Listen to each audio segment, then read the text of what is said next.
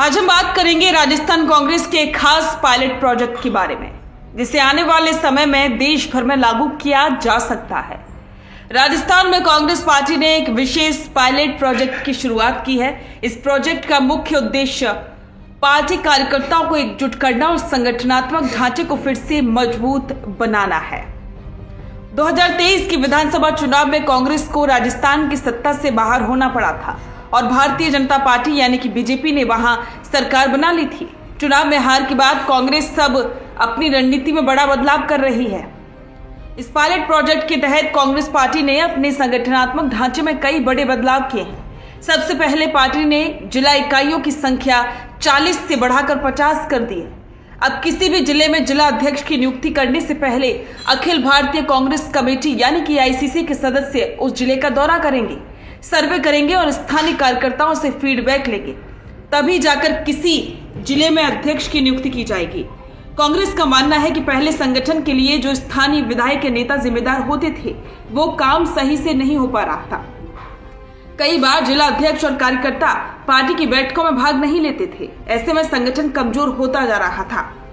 राजस्थान कांग्रेस के प्रवक्ता स्वर्णिम चतुर्वेदी ने बताया है कि पहले पार्टी कार्यकर्ताओं की टीम बनाने के लिए स्थानीय नेताओं पर निर्भरता ज्यादा थी, लेकिन अब यह तरीका बिल्कुल बदल चुका है।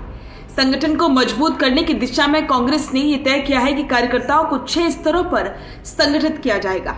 ये 6 स्तर है: बूथ, मंडल, ब्लॉक, नगर, जिला और राज्य। इसका उद्देश्य है कि पार्टी की पकड़ हर स्तर पर मजबूत रहे, चाहे वो गांव का एक बूथ हो या राज्य का नेतृत्व।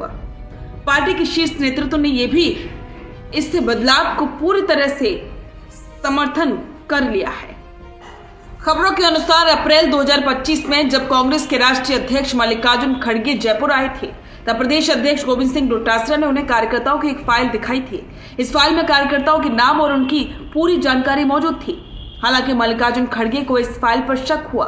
उन्होंने तुरंत कहा कि इसमें कुछ जानकारियां फर्जी हो सकती हैं और इसके बाद संगठन को पारदर्शी और मजबूत बनाने की दिशा में यह पायलट प्रोजेक्ट लॉन्च किया गया।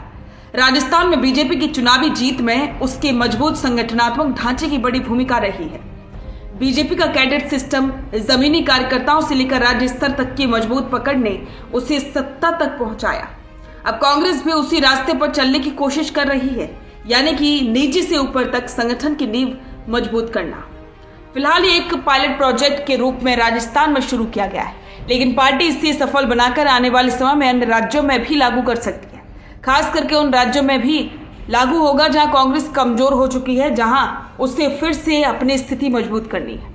ये प्रोजेक्ट कांग्रेस के लिए एक टेस्ट मॉडल भी है। अगर ये सफल होता है तो इससे पार्टी को नया जीवन मिल सकता है। तो अब साफ है कि कांग्रेस पुराने ढर्रे से बाहर निकलकर कार्यकर्ता आधारित राजनीति की ओर बढ़ रही है।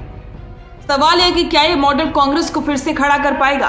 क्या बीजेपी की तर्ज पर कांग्रेस भी जमीनी स्तर पर मजबूती हासिल कर पाएगी? ये तो आने वाले वक्त में ही पता चलेगा।